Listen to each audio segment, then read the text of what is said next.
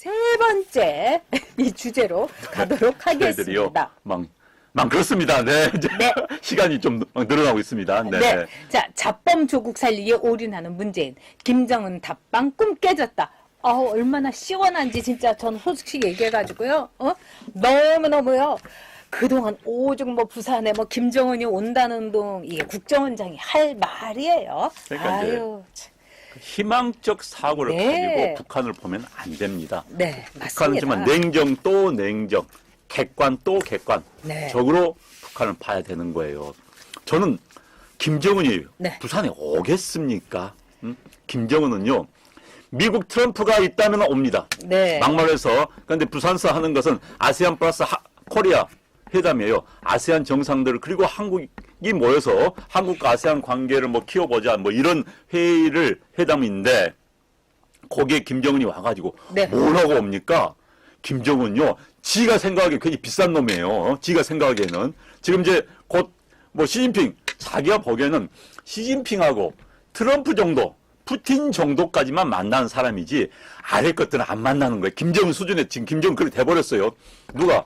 문재인이 간을 키워놓은 거 아니에요. 문재인은 안 만나요. 김정은 입장에 보면 문재인은 애입니다. 애.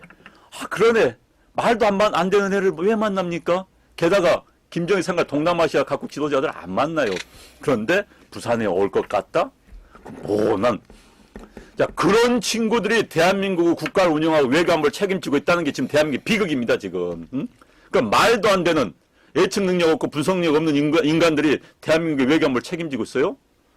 그런 희망적인 사고로 북한 문제를 해? 말도 안 되는 짓을 하고 있는 거예요, 지금. 김정일 부산을 왜 옵니까, 진짜? 또 열받네, 진짜. 네. 물 좀 한 잔 드세요. 자, 지금 1195분이 시청 중이시고요. 엄지척이 652분입니다. 엄지척이 많으면요, 노출이 많이 돼요. 그러니까 여러분, 엄지척 꼭 해주세요. 자, 아까 크리스님께서, 이 장애인 주차 이거 하려고 경심이가 그러는 거 아니냐. 근데 6급이에요, 경심이가. 근데 6급이면 장애인 주차 혜택이 없습니다. 그만큼 아주 경미한 거예요. 자, 그 다음에 레시드라님께서 이 유심이라는 거는 대리점에서 해주지 않느냐. 아닙니다. 가끔 대리점이 아니라 이 젊은 애들은 자기들이 하고 저도 제가 했어요. 근데 진짜 어려워요. 그런데 중요한 거는 뭐냐. 거기 우리나라에서는요, 그 유심 사면 거기서 바꿔줘요. 근데 그걸 안 한 건 뭐냐. 이 범죄의 구성이라는 거죠. 그래서 경심이가, 그리고 우리 대포폰 가진 적 있어요? 없죠? 없죠. 그걸 우리 해가지고. 없습니다. 네. 근데 아니 이 여자는 대포폰에다가 유심도 지가 바꿀 줄 알고 이거보다도 많이 해본 게 많은 것 같아요. 핸드폰 여러 돈 들잖아요. 그러니까 차명폰을 가지고 조국에 어떻게 보면은 그동안에 이 재산 불린 거 이것도 이상한 거죠. 그래서 여기는 아주 엄청난 범죄 집단이에요. 그런데 자, 조국의 이 잡범 문제에 대해서 한번 얘기를 하겠습니다. 네.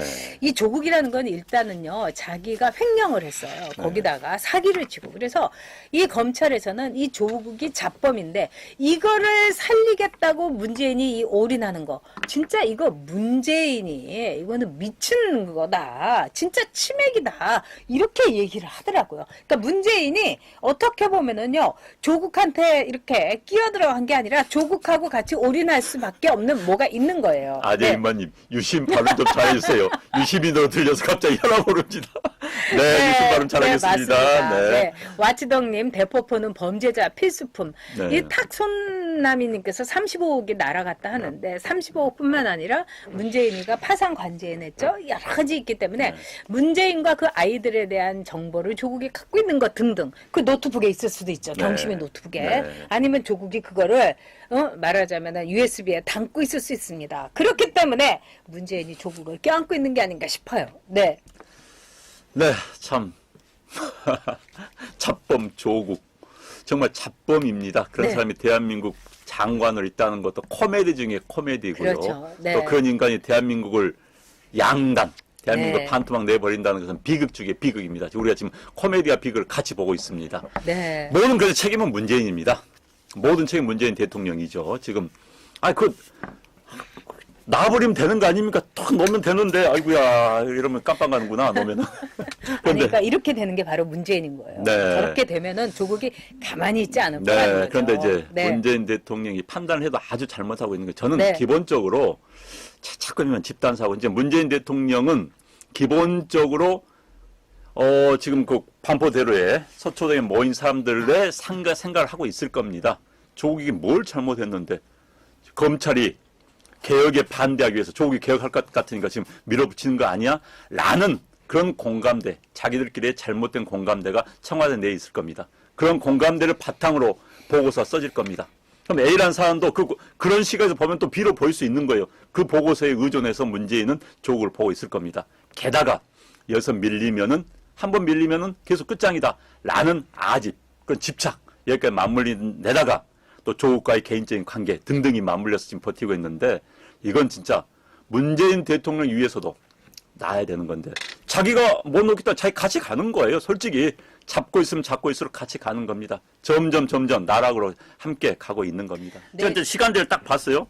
끝나자마자 성명서를 30분 걸려가지고 북한 대사관 도착하자마자 읽어요. 그럼 이미 써놨다는 겁니다. 그러니까 이미 작전으로 이미 깰 걸 전제로 하고 들어온 겁니다. 그래서 미국한테 쉽게 말해서 길들이기를 하는 거죠. 그래서 아마 2, 3주 내에 한 이달 내에 또 한 번 열립니다. 열리는데 이제 미국한테 센 걸 가져오라 이렇게 하는 것이죠. 그래서 이제 미국의 반응이 궁금합니다.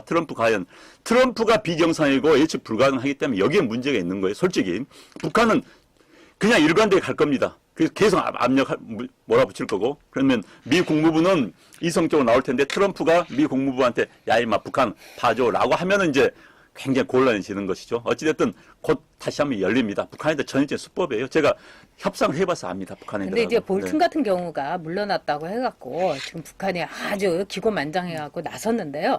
지금 미국에서 제가 오기 전에 또 들어온 소식을 제가 보면은요. 이런 게 있어요. 미국에서는 영변 플러스 알파 그다음에 석탄 석유에 대해서 북한에 대해서 파는 거를 금지하는 거 요거를 해제하는 요 선이라는 겁니다. 그래서 이거를 이제 두 번이나 이제 한 번 이제 깨고 그런 다음에 또 자기네 대사관 갔다가 또 다시 왔잖아요. 그 와중에서 미국이 만만치 않다는 걸 확인을 해갖고 지금 북한에서도 상당히 초상집 분위기가 있다는 거예요. 그리고 이 비건이라는 사람이 경험이 없는 사람이잖아요. 솔직히 얘기해서. 네, 기업인 출신입니다. 네. 기업인 출신이고 이런데 그런 만큼 굉장히 합리적인 사람이라는 거예요. 그래서 북한의 어떤 이 비합리적 그리고 막무가내 이런 거를 받아들이는 거를 굉장히 힘들어하고 아주 불쾌해한다는 거예요. 그래서 한번 이거는 우리가 좀 더 다른 측면에서 이제 볼 필요가 있다 그러니까 이런 생각이 듭니다. 확실한 건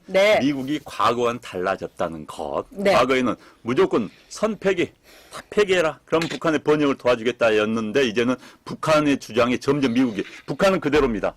과거에 여기 있었어요. 그런데 미국이 계속 다가가는 흉내예요 지금.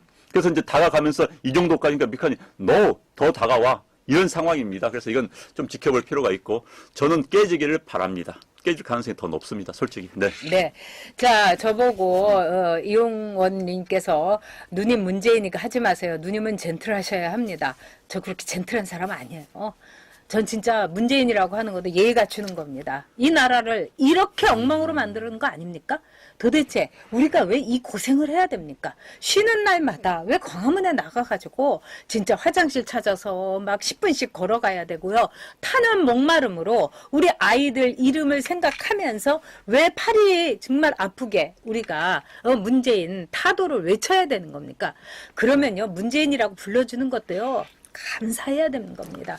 전 따로 부르는 말이 있어요. 여기서는 얘기를 안 했을 뿐입니다. 네, 자 지금 김나라님께서도 그날 이 집회 갔다가 온 가족이 몸살을 앓았다. 저는 그거 잘 알 수 있습니다. 그리고 지금 여러분들 확실하게 9일날 나와가지고 한시입니다. 확실하게 참도 이 화장실 안 가시려고 그냥 물 한 모금도 안 드셨다고. 저 진짜 그 분노했어요. 아니 박원순이 그러니까요. 아니 서초동에다는요 20개 이동식 화장실 만들어 주고 광화문에다는 뻔히 알면서 뻔히 하면 하나도 안 만들고 그건 나쁜 놈 아닙니까? 그러니까요. 지돈으로 하는 거예요. 지돈으로 한다는데 할 말 없어요. 지금 돈도요 마이너스 3억이에요. 재산이 신고하면은.